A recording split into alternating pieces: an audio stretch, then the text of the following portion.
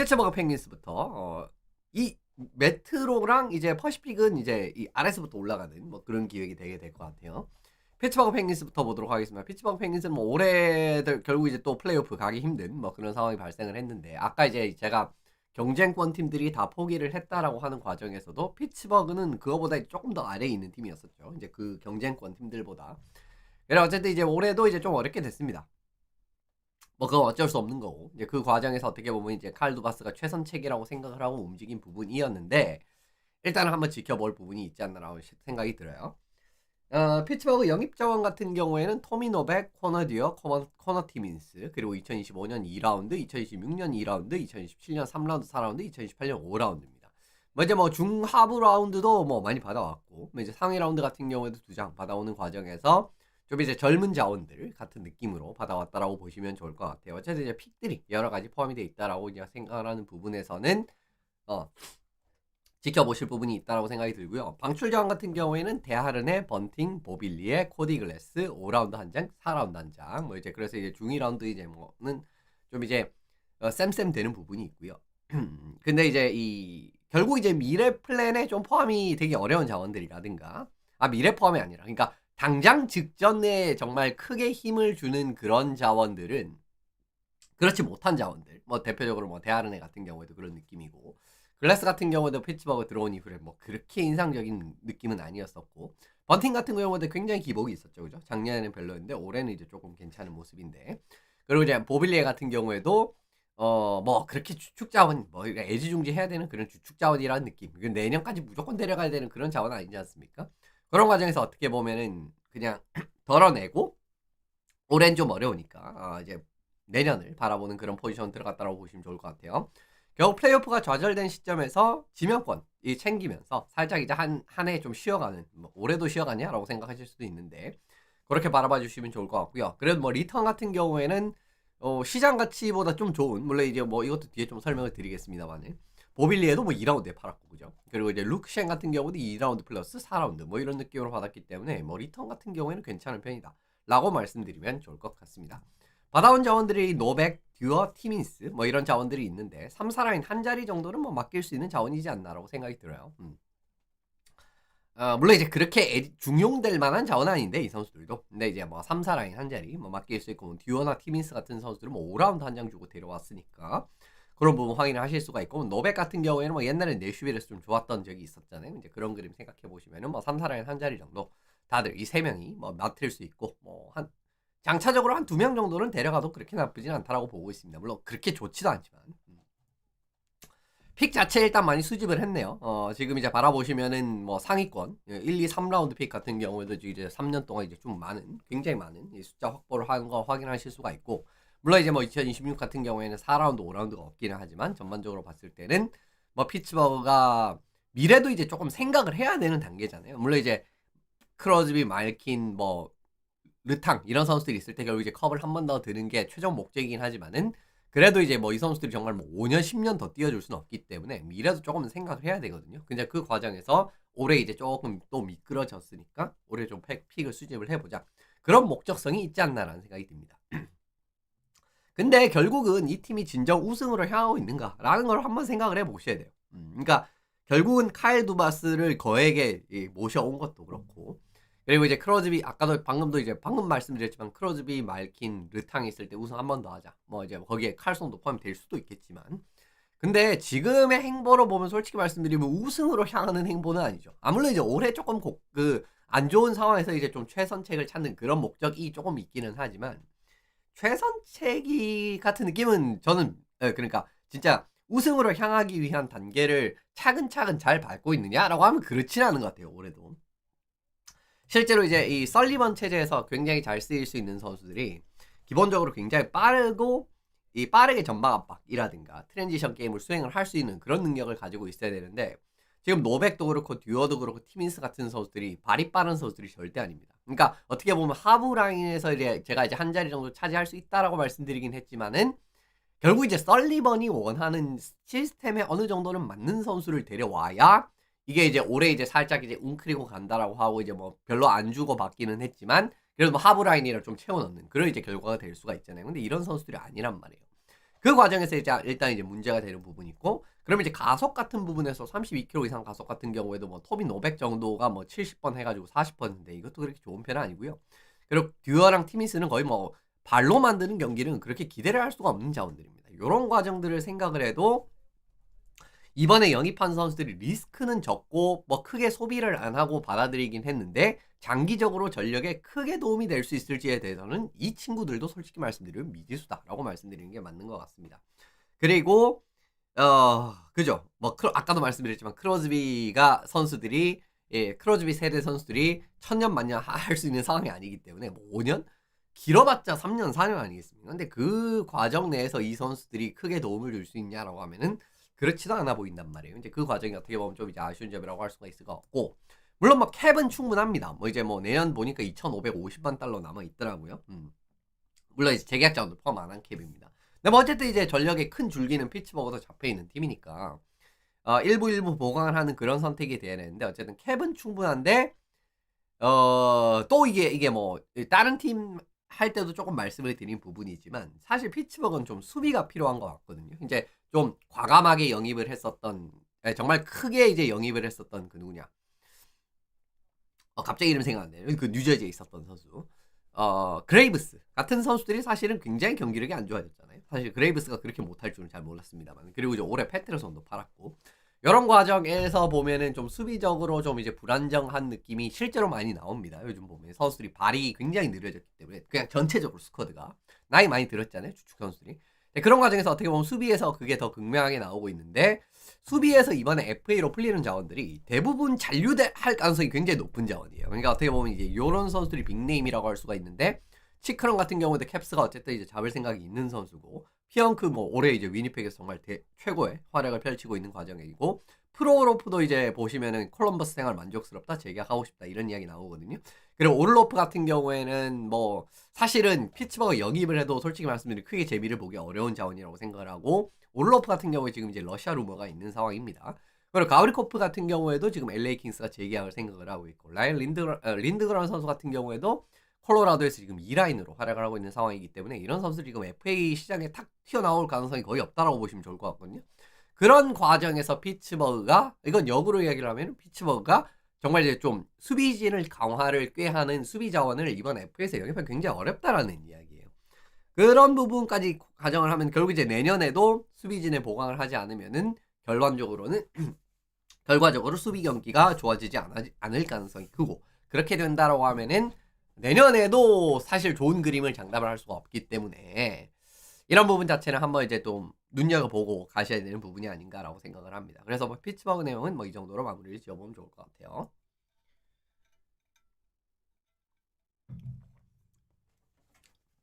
필라델피아 플라이어스입니다. 아까 그 심심하다라고 했었던 그 표현을 드렸던 그 팀들이 이제부터 이제 주르륵 나오게 될 텐데, 필라델피아 뭐 레인저스, 아일랜더스 뭐 이런 팀들 아니겠습니까? 주로 이제 쭉 나오게 될 겁니다. 일단 필라델피아는 왜 이렇게 발음이 안 돼? 니키타 그레벤킨 선수 영입을 했고요. 2027년 1라운드, 3라운드 뭐 이렇게 이제 지명권을 확보를 하는데 성공을 했네요. 그리고 이제 방출 자원을 보시면은 쿠즈벤코, 스콜로턴, 그리고 이제 뭐 지명권 하부 라운드 지명권이라든가 이런 부분이 좀 이제 몇 장 포함이 되어 있는 과정입니다. 여기 이제 쿠즈벤코랑 뭐 스콜로턴 보내면서 상위 라운드 지명권, 그리고 이제 뭐 아주 그렇게 실링이 높진 않지만 그래도 이제 로스터 하나 채워줄 수 있을 정도로 성장할 가능성이 있는 선수에다가 그렇게 받아왔다라고 바라보시면 좋을 것 같습니다. 일단 필라델피아는 어느 정도 전력 기반을 유지를 하면서 좀 천천히 젊은 자원을 확보를 할 생각이 있어 보입니다. 그러니까 지금의 전력 기반이라든가 이런 부분은 큰 폭으로 유지를 하면서, 예를 들면 이제 뭐 필라델피아 같은 경우도 최근 성적이 좀 안 좋으니까 그냥 싹 다 갈아엎을 수도 있는 상황 아니에요. 근데 그런 선택을 가져가기보다는 그냥 이제 천천히 이제 지금 기반이 유지가 된 상황에서 한두 명 정도 예를 들면 수 틀렸을 때 이제 올해 이제 내년 이제 올해 보여준 것처럼, 그죠?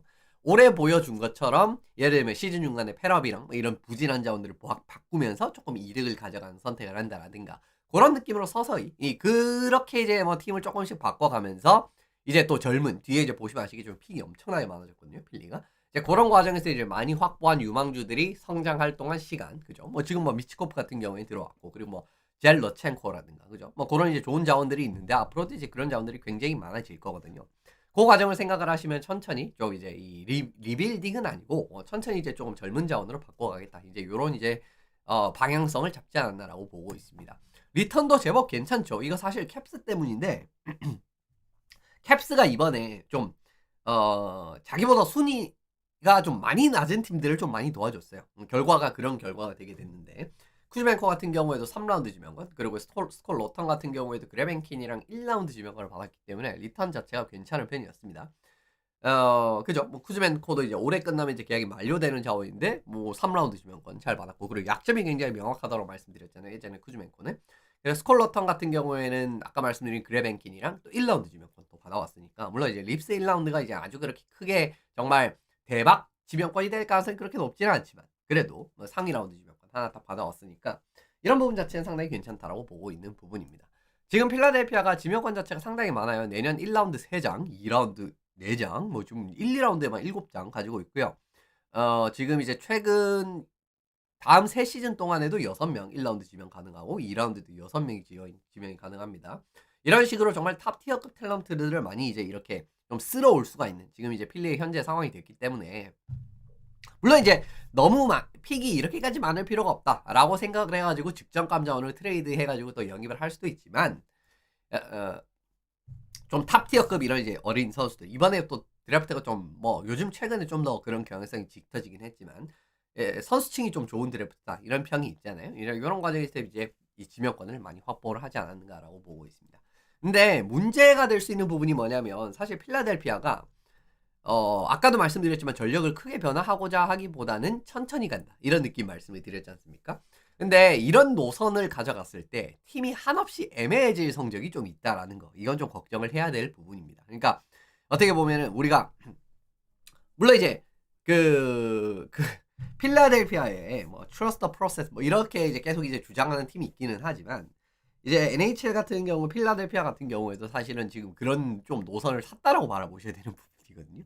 근데 이제 필라델피아 세븐식서스 같은 경우에도 솔직히 말씀드리면은 그 프로세스 자체가 확 괄목할 만한 성과를 그렇게 막 많이 물론 이제 괜찮았던 시즌이 있기는 하지만 정말 이제 이 원하는 그런 느낌까지는 못 갔잖아요. 좀 애매한 그런 시즌도 있었고, 그런 과정을 바라보시더라도 필리도 이제 플레이어스도 이제 좀 비슷한 전철을 받을 가능성이 있다라는 겁니다. 지금 어떻게 보면 뭐 계약 상황 같은 경우에도 20대 중후반 자원들 이미 이제 들어갔거든요. 뭐 코네큰이라든가 뭐 원티피 같은 경우도 중반이고, 그런 그림이 되고 있는 과정에서 뭐 세라멜 같은 경우는 28살이고, 그러니까 뭐 천천히 간다라고 하면 이 선수들도 이제 32살 돼가지고 좀 기량 떨어질 때 그때 이제 젊은 친구들이 올라오고 이래버리면 또 이제 팀이 좀 애매해지거든요. 지금 같은 경우에는 좀 젊은 친구들 서포팅 캐스가 또 부족한 그런 측면도 있고 하니까 또 이제 못 올라가는 건데, 나중에 한 4, 5년 지나가지고 이 젊은 친구들이 이렇게 좀 날개를 필 때는 지금 베테랑 자원들이 애매해지는, 그죠? 기량도 떨어지고 나이도 이제 많이 먹고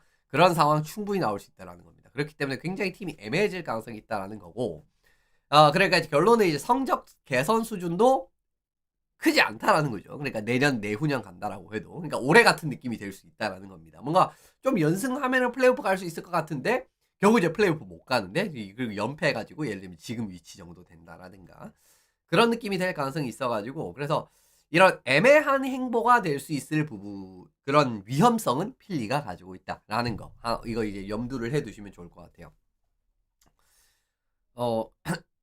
그렇습니다. 어쨌든 예, 그런 느낌으로 바라보시고 필리 마무리 지어보면 좋을 것 같습니다. 뉴욕 아일랜더스 보고 넘어가도록 하겠습니다. 아일랜더스도 뭐 마찬가지였죠, 그죠? 뭐 무리 안 하면서 그냥 이제 사실 이제 아일랜더스 같은 경우에도 이제 마감일 직전이라든가 포네이션스 이 무렵에 연승 쫙 하면서 순위가 올라왔었는데 또 연패 쭉 하면서 미끄러지면서 결국, 물론 이제 아일랜더스는 좀 억가라고 이제 제가 자주 말씀드리긴 하죠. 이제 부상이 사실은 이 팀이 최근 몇 시즌만 제가 돌이켜봐도 생각나는 게 너무 많거든요. 그렇기 때문에 이제 본 전력을 100% 보여주지 못하고 있는데, 저는 이제 그 이유도 뭐라고 해야 되죠? 아일랜더스가 큰 움직임을 가져가지 않은 이유라고 보고 있는 부분입니다. 실제로 아일랜더스 영입 자원을 보시면 캘럼 리치 선수랑 2026년 1라운드, 2023년 8라운드, 2028년 3라운드 이렇게 이제 뭐 지명권도 이제 좀 포함이 되어 있고, 어쨌든 브록 넬슨 선수를 팔게 되면서 이제 이런 리턴을 받아왔고요. 방출 자원은 한 번 더 말씀드리면 브록 넬슨 선수뿐이었습니다.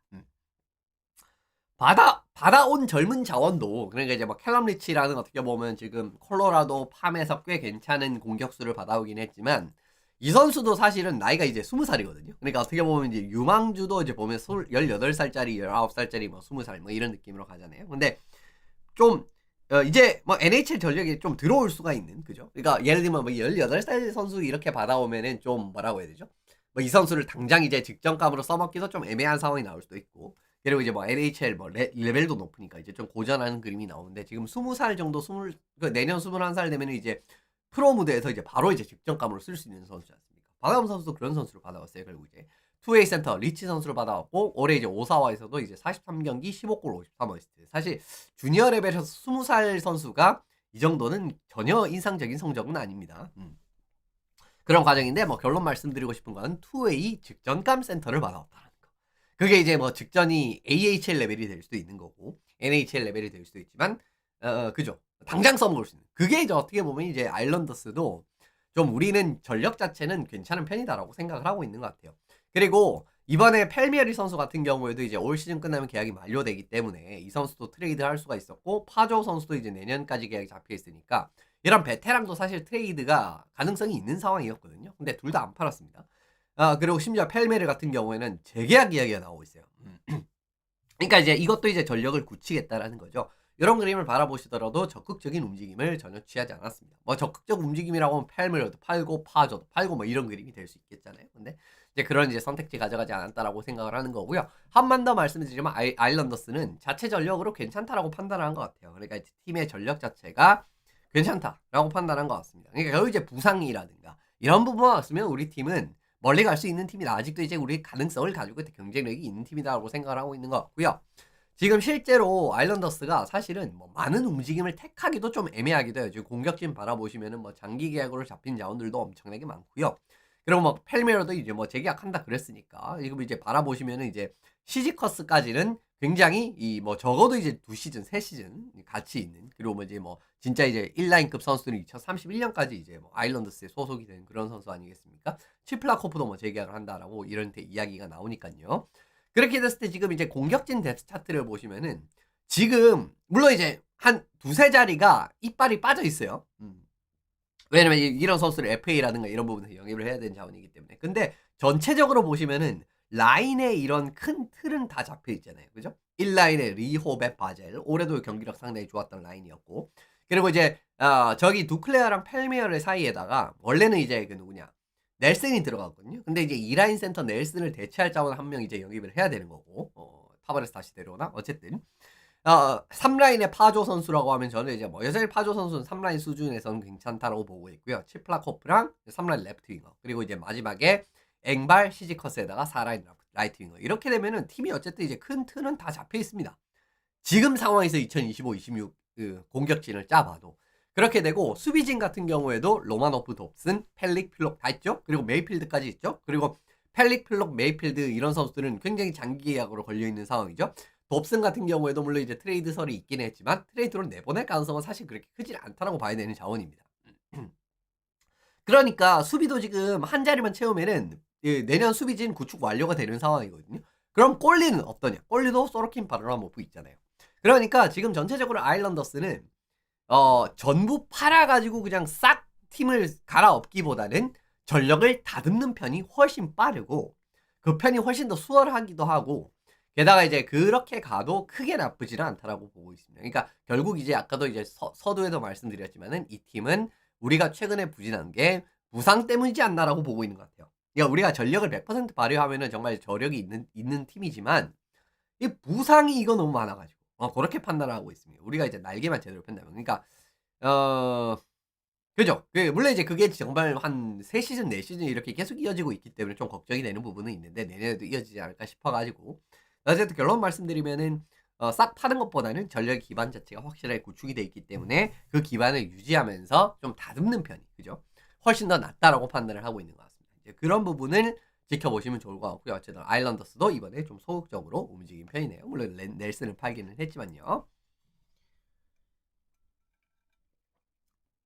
뉴욕 레인저스 보고 넘어가도록 하겠습니다. 레인저스도 뭐 마찬가지죠. 지금 뭐 똑같은 얘기 계속 드리는데 서두에 말씀드렸듯이 이번에 이렇게 플레이오프 걸린 팀들이 무리한 팀이 거의 없었습니다. 그죠? 무리한 팀이 아예 없었죠. 모든 그 동서부 다 포함을 해가지고.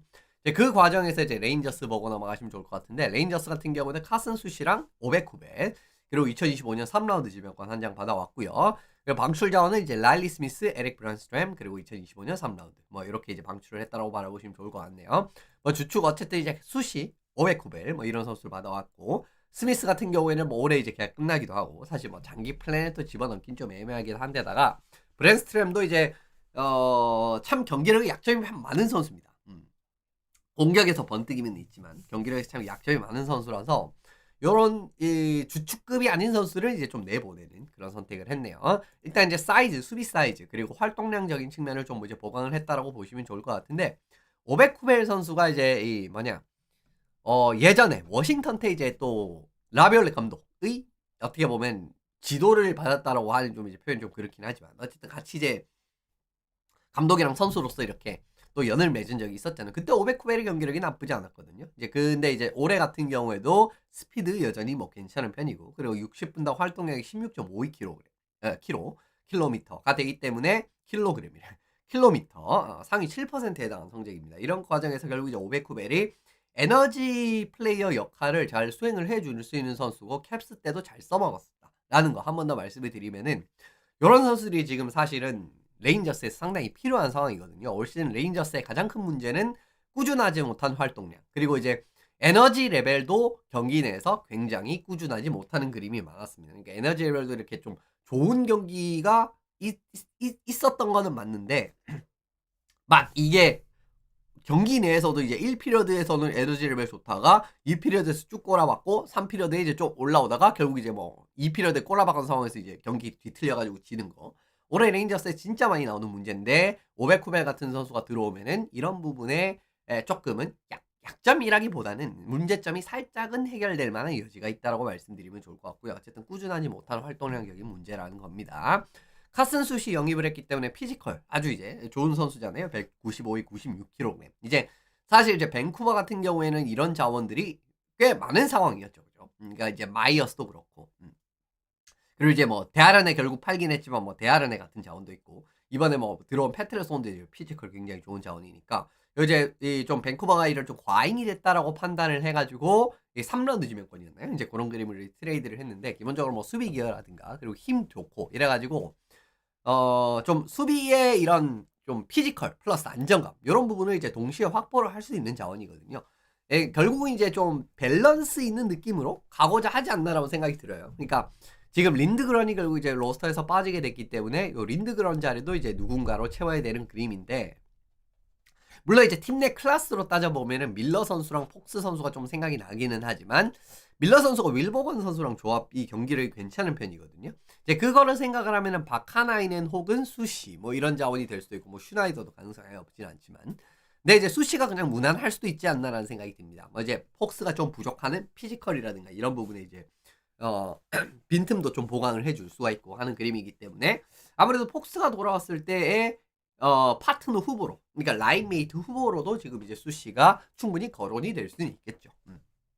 그런 과정 바라보시면 좋을 것 같습니다. 그리고 바카나이는 사실은 또 너무 많은 역할을 주기에는 조금 좀 불안한 부분도 있잖아요. 예, 그런 그림을 생각을 해보시면은 어쨌든 레인저스도 지금 수시 선수 영입을 하면서 밀러를 뭐 내보낼 가능성이 그렇게 크질 않다라고 보고 있고요. 그러니까 내년 이후로서의 수비 기반도 이번에 갖추는데 성공을 했다라고 바라보시면 좋을 것 같습니다. 여기도 마찬가지로 큰 무리 안 하고 전력을 살짝 보강한 그림으로 가는 그림. 그리고 장기 플랜에 어쨌든 좀 들어가기 어려운 선수를 뭐 내보냈고 하는 그림이니까 여기도 무리 안 했습니다. 뭐 레인저스 같은 경우에는 어떻게 보면은 진짜 조금 보강을 적극적으로 하면은 어떻게 보면 플레이오프 같은 경우에도 가능성이 있는 팀이었었잖아요. 이제 그 무렵에는. 근데 뭐 저는 이제 적극적으로 움직이지 않으면서 뭐 올해는 이제 조금은 숨 고르는 느낌으로 가는데, 뭐 플레이오프 가면 좋고 못 가면은 뭐 내년 바라보고 그런 느낌의 지금 팀들이 아까 읊어드렸던 이제 그런 팀이지 않았나 싶어요. 콜럼버스 보고 넘어가도록 하겠습니다. 콜럼버스 같은 경우에는 뭐 루크 커닌 선수 영입을 했죠. 콜럼버스도 그러면 이제 조금은 무리를 안 한 겁니까? 그러니까 콜럼버스는 사실 조금은 다르게 바라보셔야 되는 게, 어쨌든 콜럼버스는 자력으로 플레이오프를 100%는 아니죠. 그러니까 자력으로도 지금 플레이오프 갈 수 있는 상황이고, 그리고 이제 물론 이제 오늘도 지면서 좀 3위 가능성이 좀 많이 떨어지긴 했지만, 그래도 어쨌든 자력으로 이제 이 자리를 지킬 수가 있는 포지션인 팀이었었잖아요. 뭐 최근에 좀 연패하면서 뭐라고 해야 되죠? 그것도 좀 위태로워지긴 했는데 오늘 또 졌잖아요, 베이거스한테. 어쨌든 커닌 선수 영입을 했습니다. 그러면서 이제 2025년 4라운드 지명권 한 장으로 트레이드를 해왔는데, 물론 안심할 수 없는 상황입니다. 이게 어제 순이었나? 이거 며칠 좀 된 순위일 수도 있어요. 그러니까 오늘 이제 또 패배를 했고, 뭐 오타와 같은 경우에는 최근에 뭐 5연승, 그죠? 오늘 또 승리를 하면서 또 조금 달아나는 느낌이고, 뉴저지랑 굉장히 중요한 경기가 있었는데 맞대결이 있었죠. 얼마 전에. 근데 그 경기도 패배를 했고, 오늘 베이거스전도 패배를 하게 되면서 뉴저지랑도 격차가 좀 벌어지고 있습니다. 뉴저지도 이제 오늘 에드먼턴 이겼거든요. 그러면서 격차가 벌어지고 있는 과정에서 이제 밑에서 올라오는 팀들을 조금 이제 수호를 해야 되는 그런 상황이 되게 됐는데, 그래도 무리를 하지 않은 이유는 지금 어쨌든 라인업 자체가 여기도 마찬가지로 경쟁력이 있다라고 생각을 하는 것 같습니다. 그 이유 같은 경우에 뭐 자주 말씀드렸지만 올해 뎁스 팀으로서 콜럼버스가 상당히 좋은 팀이다라고 말씀을 드렸잖아요. 그러니까 우리가 선수도 이제 괜찮은 라인, 그러니까 조합 자체도 어떻게 보면은 뭐 지금 보면은 보론코프, 펜틀리, 마르첸코 이제 조합도 좋다라고 예전에 말씀드렸고, 모너헨이 여기 들어가도 솔직히 말씀드리면 경기력 굉장히 좋았거든요. 그러니까 전체적으로 전체 선수단의 케미스트리, 공격진의 케미스트리 자체도 상당히 좋고, 그리고 어떻게 보면은 뭐 결과 자체도 굉장히 잘 나오고 있는 팀이지 않습니까? 올해 뭐 지금 뭐 당장 보셔도 이제 20골 이상 기록한 선수가 4명이나 벌써 있고요. 그리고 뭐 올리비에 선수 15골. 계속 뭐 계약한다면 잘하고 있죠. 그리고 모나엔 선수가 지금 부상으로 빠졌지만 뭐 14경기 득점을 하고 있는 상황. 모나엔도 부상 없었으면 20골 넘었을 거예요. 그리고 JBR 같은 경우에도 14골. 이런 느낌에서 이런 선수를 그냥 라인업에 쭉 분포를 하면서 결과 자체가 상당히 잘 나오고 있는 상황이기 때문에, 지금 바라보시면 뭐 무리해가지고 이제 정말 빅네임 한 명 영입을 해서 막 좀 뭐 케미스트리가 좀 깨지고 그럴 수도 있잖아요. 그러니까 이제 팀 내 분위기가 안 좋아진다는 게 아니라 뭐 란타넨 같은 느낌으로 되는 거죠. 그러니까 좀 예시를 들어보면은. 근데 굳이 이제 그렇게 안 가도 우리 팀은 지금 뭐 라인 뎁스도 괜찮고 호흡도 괜찮고 하는 그림이기 때문에 그냥 그대로 가도 괜찮다라고 생각을 한 것 같습니다. 결국 이제 좋은 뎁스 팀의 상황에서 큰 폭의 전력 보강을 하지 않았다라고 바라보면 좋을 것 같고, 그러니까 앞선 팀들 같은 경우에는 그냥 무리할 필요 없이 그냥 가자라는 느낌이었다라고 하면은, 여기 같은 경우에는 지금 그죠? 현재 전력의 케미스트리, 그리고 이제 이 결과가 잘 나오고 있기 때문에 굳이 뭐 더하지 않아도 괜찮을 것 같다라고 판단을 하지 않았나라는 생각입니다. 근데 공격진에 지금 부상 상황이 좀 있기는 해죠. 그죠? 실린저 선수 같은 경우에도 지금 이제 IR 등재돼가지고 당분간 좀 결장 가능성이 있어 보이고요. 그리고 이제 모나엔 선수 같은 경우도 얼마 전에 업데이트가 나왔는데 3월 말까지 결정한다 그러거든요. 그러니까 이제 뭐 정말 플레이오프라든가 아니면 이제 정규 시즌 최후반부에나 복귀가 가능한 현재 상황이기 때문에 결국 이제 그 과정에서 커닌 선수 한 명 정도 보강을 하지 않았는가라는 생각이 듭니다. 기본적으로 실린저 선수가 페널티 킬링, 올해 이제 실린저 같은 경우에는 이븐 스트렝스 파워플레이 페널티 킬링 굉장히 이제 균등하게 나오게 되면서 많은 역할들을 수행을 하고 있는데, 또 실린저가 페널티 킬링 상황에서도 이제 주로 기억이 되는 선수 중에 한 명이었거든요. 근데 이제 커닌도 마찬가지로 이렇게 또 에너지 넘치는 플레이, 수비적인 플레이 이런 걸 또 잘하기 때문에 실제로 이제 커닌 같은 경우에 샤크스에서 페널티 킬링 타임 오브 나이스가 경기당 1분 27초 정도 수준이 됐었습니다. 실린저도 31초이기 때문에 결국은 실린저의 자리를 커닌으로 좀 채워보자. 이제 요 부분을 가장 먼저 생각을 한 것 같아요. 어쨌든 수비적으로라도 채울 수가 있는 자원이니까. 그런 과정에서 바라보시면은 이 재키츠의 움직임, 좀 소극적인 움직임, 소극적이라고 할 수도 있지만 이제 조금은 크게 움직이지 않은 부분 확인을 하고 넘어가실 수 있지 않나라고 보시면 좋을 것 같습니다. 뉴저지 레벨스입니다. 뉴저지도 뭐 아름아름 움직이긴 했죠. 조금씩 움직이긴 했는데, 근데 여기는 이제 조금 다른 변수가 발생을 한 팀이 돼버렸어가지고 좀 복잡한 측면이 있네요. 뉴저지 같은 경우는 디물랭 선수, 그리고 코디 글래스, 다니엘 스프롱 선수를 영입을 했는데, 좀 라인업에 이제 좀 허리 자리, 허리보다 좀 아래구나. 좀 이상하네 표현이. 그러니까 한 3라인, 4라인 수준, 어떻게 보면 이제 요런 느낌의 라인업을 채울 수 있는 선수들이죠. 물론 이제 디물랭은 그거보다 더 많은 역할을 수행을 하고 있지만, 글래스나 스프롱 같은 경우는 3, 4라인 같은 느낌으로 보셔야 되잖아요. 그리고 올해 이제 데블스가 좀 3, 4라인이 생각보다 좀 경기력이 안 올라오는 그런 느낌의 경기가 좀 있었기 때문에 아무래도 그 부분의 목적이 아닌가라고 보고 있습니다. 방출 자원 바라보시면 이제 2라운드 한 장, 7라운드 한 장, 3라운드 한 장 이렇기 때문에 뭐 디물랭 영입하는데 2라운드나 이제 할애를 했는데, 전체적으로 어쨌든 좀 중위라우권 이렇게 활용을 하면서 선수를 영입을 했네요. 부상자 발생 그리고 하부 라인을 좀 개편하고자 하는 의지가 느껴지지 않나라고 생각을 해봅니다. 일단 뉴저지가 지금 수비 상황에서 좀 뭐라고 해야 되죠? 업데이트가 나오긴 했는데 해밀턴 선수 일단 정규 시즌 아웃 확정됐고요. 그리고 플레이오프에 복귀할 가능성이 있다. 플레이오프에 100% 복귀한다라는 것도 아니고 플레이오프에 복귀할 가능성이 있다라고 이야기를 했습니다. 그리고 지겐탈러 같은 경우에도 정규 시즌 플러스 플레이오프까지 아웃이 확정이 됐기 때문에 지금 이제 1, 2라인에서 굉장히 좋은 역할을 해줬다. 그때 디물랭 영입회 때 이 내용 말씀을 드렸지 않습니까? 근데 이 선수들이 지금 굉장히 오랫동안 이제 전력 이탈이 확정이 된 상황이네요.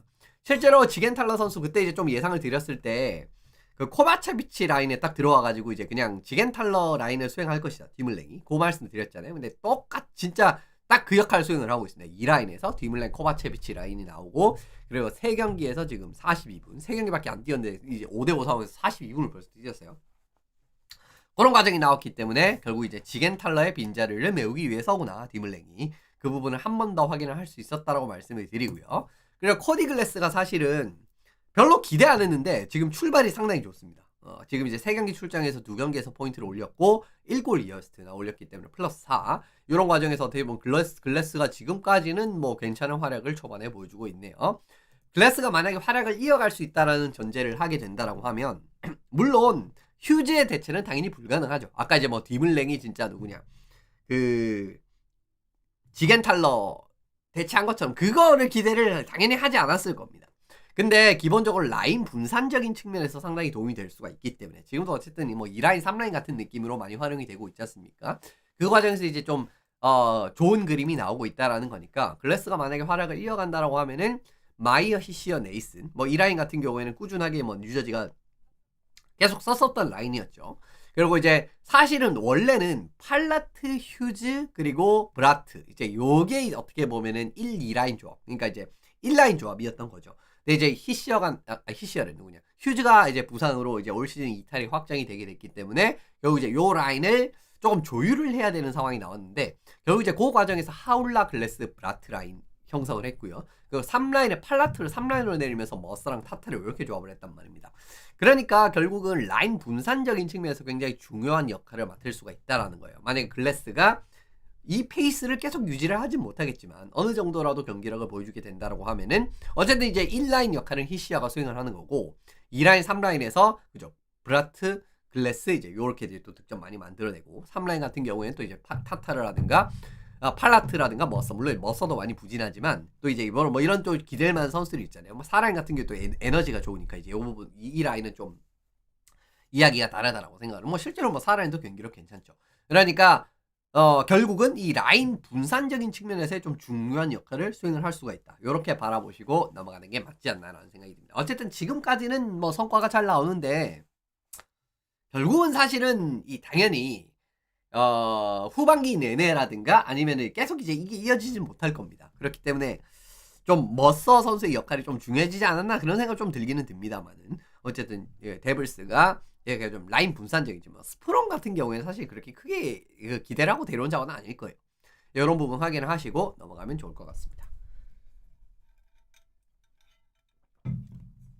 캐롤라이나 허리케인스 보고 넘어가면 좋을 것 같습니다. 캐롤라이나는 사실은 또 좀 결국은 좀 제 예상을 했었던 몇 가지 시나리오를 말씀드리긴 했지만 그냥 시즌 중에 파는 선택을 했습니다. 란타넨 선수를 결국 어떻게 하느냐에 대한 부분이었는데 그냥 시즌 중이지만 파는 선택을 했네요. 그때 이제 제가 조금 뒤에도 말씀드리겠지만 여러 가지 시나리오를 말씀드렸잖아요. 란탄이 앞으로 어떻게 될 수 있다. 뭐 후토크라든가 이런 데서. 근데 시즌 중에 그냥 팔았습니다. 이제 그런 과정을 한 번 더 살펴보게 될 텐데 일단 영입 자원은 이제 로건 스탠코븐 그리고 이제 1라운드 2026년, 28년 그리고 3라운드 27년, 26년 이렇게 이제 1, 3라운드 2장씩 받아왔고요. 젠코스키 같은 경우에는 이제 내슈빌이랑 이제 다른 트레이드 해가지고 데려왔죠. 방출 자원은 란타넨 선수와 2026년 5라운드 지명권 이제 이렇게 해가지고 아까 말씀드린 자원들 싹 받아왔다라고 바라보시면 좋을 것 같습니다. 캐롤라이나가 란타넨을 영입할 때 지불했던 자원이 2025년 2라운드 3라운드 그리고 이제 2026년 4라운드 지명권 중 2라운드 지명권 여러 장 포함이 돼 있었고 네차스랑 드루리 이렇게 어떻게 보면은 해가지고 팔았던 거지 않습니까? 근데 이번 트레이드로 확보한 자원을 그냥 좀 단순하게 비교를 해보면은 그렇게 나쁘지는 않아요. 물론 이제 결국 이제 1라운드 요 지명권들이 앞으로 어떻게 풀리느냐에 따라서 어떤 좋은 자원을 지명을 하느냐에 따라서 좀 다르긴 하지만 괜찮아요. 그러니까 이제 스탠코븐 같은 경우에도 올 시즌 초반이라든가 이런 부분에서는 공격적으로도 좋은 모습을 많이 보여줬었고, 그리고 이제 뭐 3라운드, 중 2라운드 지명권은 좀 이제 잘 뽑기에 따라 다른 그런 그림이 있지 않습니까? 근데 뭐 중 2라운드 같은 경우에는 뭐 중 2라운드도 이제 많이 넘겼기 때문에 이제 바라보시면 좋을 것 같은데, 어쨌든 1라운드 두 장에 어떻게 보면 직전감으로도 상당히 유용하게 활용이 될 만한 선수를 데려왔으니까 제 생각에는 그냥 무난하게 괜찮게 받아오지 않았는가. 그러니까 이제 데미지를 정말 최소화한 건 맞는 것 같습니다. 그 부분 활용을 하시면 좋고 좀 설명이 들어가게 될 예정인데, 결국 이제 란타넨이 사실은 제가 이제 처음에 란타넨이 영입이 될 때도 좀 여러 가지 불안점을 말씀드리는 측면에서, 그죠? 이제 팀 체제랑도 조금 안 맞을 가능성이 있고, 그리고 이제 아호랑도 어떻게 보면은 그냥 이제 핀란드인이라는 그런 생각을 가지면은 좀 잘 풀릴 가능성도 있다라고 생각하실 수도 있지만, 실제로 아호랑도 제가 그때 국가대표팀에서 실제로 아호랑 같은 팀이었지만 아호랑 거의 조합을 맞추지 않았다 이런 거 말씀을 드리면서 이 두 명의 케미스트리가 생각보다 잘 안 맞는 그런 그림이, 결과가 잘 안 좋은 그런 느낌을 살짝 언급을 드렸잖아요. 근데 결과가 어쨌든 잘 안 나왔거든요. 물론 이제 뭐 둘이 찬스를 뭐 많이 만들고 그런 거는 좀 있었던 걸로 알고는 있습니다. 근데 결과가 어쨌든 잘 안 나왔기 때문에 굉장히 어떻게 보면 13경기에서 6포인트밖에 올리지 못하고, 실제로 뭐 캐롤라이나에서 좀 조롱하는 그런 부분에서는 젠코스키 선수가 2피리어드 만에 2골을 넣었거든요. 그래가지고 이제 이런 것도 이제 좀 조롱이 되는 그런 과정이 있었는데, 아무튼 팀 체제랑 잘 맞지 않았습니다. 그러니까 이제 결국은 전방 압박 전술적인 이행을 하는데도 란타넨이 크게 도움이 안 되는 그런 측면도 말씀을 드렸었고, 그리고 아까 말씀드렸던 대로 이제 그 핀란드, 그죠?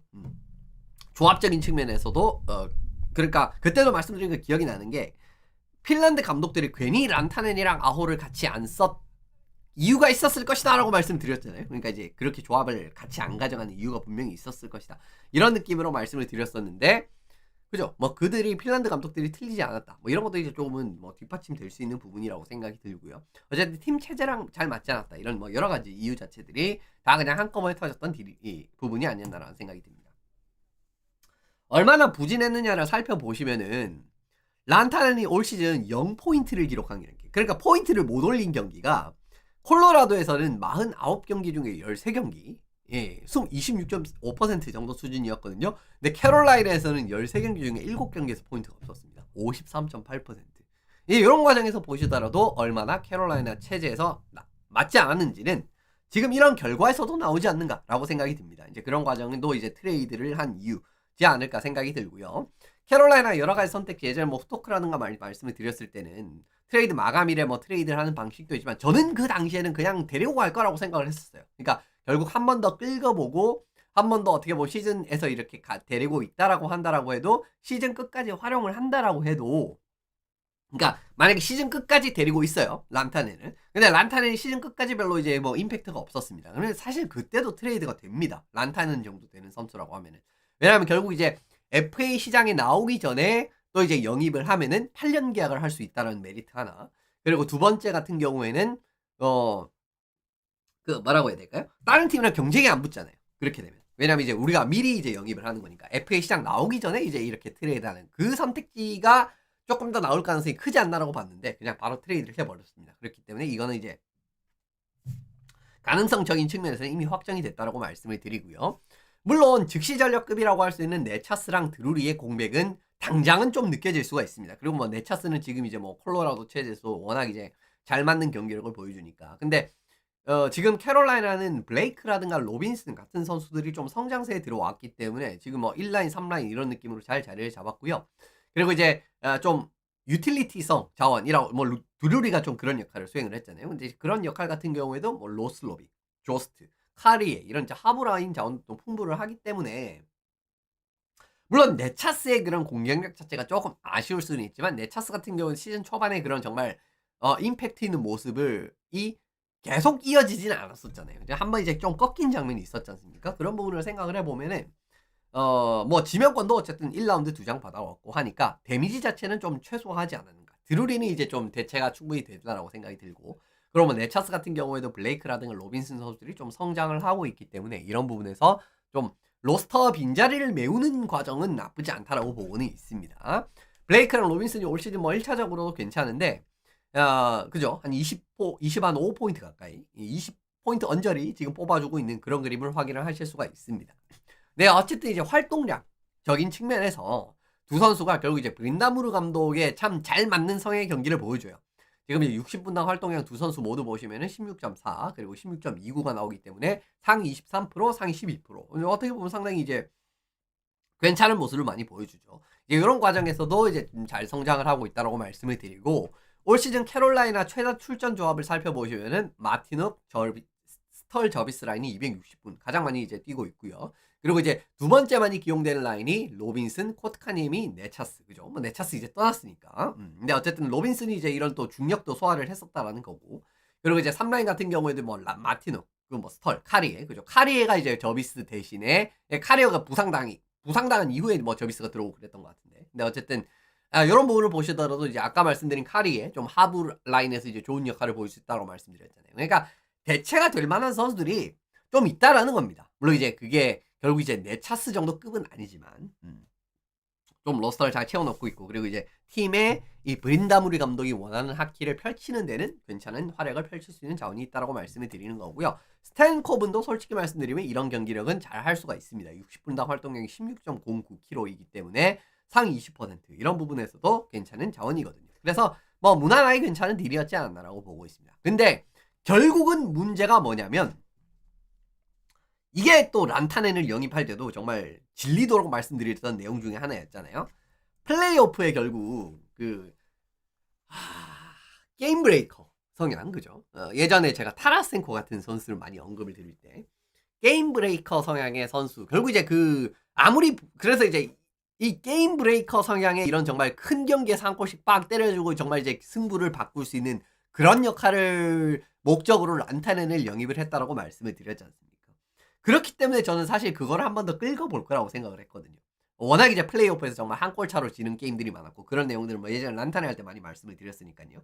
근데 결국 이번에 이런 움직임을 한 거는 큰 손해는 없거든요. 그러니까 손해를 많이 메웠어요. 그러니까 란타넨에서 이제 란타넨을 팔면서 이제 우리가 지불했던 자원들에 대한 이 공백이 어느 정도 이렇게 많이 메워지긴 했거든요. 근데 결국은 플레이오프에서 차이를 만들 수 있는 득점 지원자를 영입을 했느냐. 스탄코븐도 솔직히 말씀드리면 그런 역할을 지금 당장은 기대하기 어려운 자원이고요.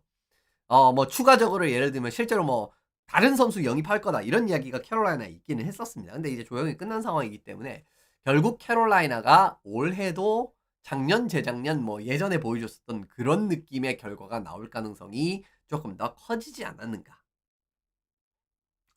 그런 부분 생각을 하면은 예, 좀 또 착잡해지는 면이 있기도 하네요. 어쨌든 이제 요 부분 바라보시면서 캐롤라이나 내용 마무리해보면 좋을 것 같습니다.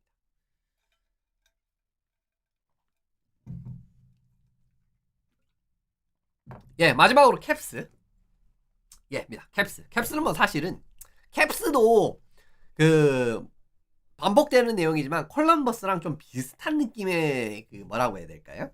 노선을 탔다라고 바라보시면 좋을 것 같습니다. 실제로 캡스도 데드라인 전에 이야기가 나오는 걸 보면은 큰 영입이 없을 거다라는 좀 의견이 지배적이었었거든요. 근데 그 이야기가 나오는 부분이 지금 라인업 케미스트리도 그렇고 너무 팀이 잘 굴러가고 있기 때문에 여기서 이제 그냥 뭐 빅네임 영입해가지고 조금 더 달리는 게 그렇게 크게 의미가 없다라고 판단을 했던 것 같아요. 그래서 어쨌든 캡스도 실제로 이제 크게 움직이지 않을 것이다라는 이야기가 많았는데 그런 느낌의 팀이 됐습니다. 보빌리에 선수 한 명만 딱 영입을 했죠. 이번에 마감일에.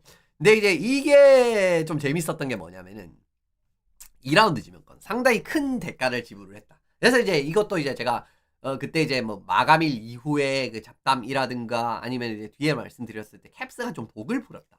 뭐 그런 시각을 좀 말씀을 드렸잖아요. 그러니까 전반적인 트레이드 시장의 가치를 올린 거죠. 그러니까 이제 보빌리에를 2라운드를 주면서 사면서 물론 이제 정말 급한 팀이라든가 예를 들면 뭐 샤크스 같은 경우에는 커닌 뭐 4라운드에서 받고 팔아가지고 이제 그런 수혜를 받지는 못했지만은 사실은 이 딜 이후로 전체적으로 다른 딜의 가치가 살짝은 올라간 그런 느낌이 좀 많이 들기는 했었습니다. 물론 극단적으로 올라가진 않았는데 좀 이제 그런 느낌을 많이 받게 됐는데 실제로 저는 그런 목적이 있었다라고 생각을 해요. 이후에 결국 이제 우리 이후에 그러니까 결국 이제 내가 보빌리에를 우리가 2라운드를 주고 사면서 이렇게 가치를 끌어올려 놨으니까 다른 팀들도 이후에 영입을 하기 위해서는 이 가치보다는 어쨌든 조금 더 큰 가치를 어떻게든 지불을 하는 그런 상황이 되지 않을 것 같아요.